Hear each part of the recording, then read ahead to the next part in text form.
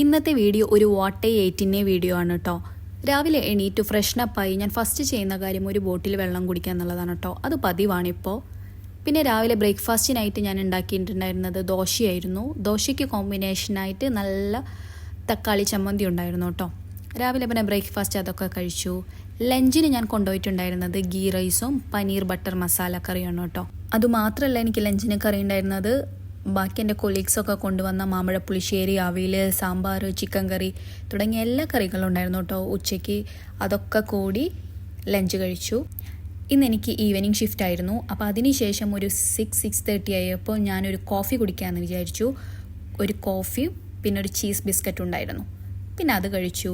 പിന്നെ ഡ്യൂട്ടി കഴിഞ്ഞ് വീട്ടിലെത്തിയപ്പോഴേക്കും ഡിന്നർ കഴിക്കേണ്ട സമയമായി. ഇന്ന് ഡിന്നറിന് സലാഡ്, എഗ് ഓംലേറ്റ് ആൻഡ് ഒരു ചിക്കൻ ഫ്രൈ ആണ് കേട്ടോ ഉണ്ടായിരുന്നത്. എനിക്ക് ലെഗ് പീസാണ് ഇഷ്ടം.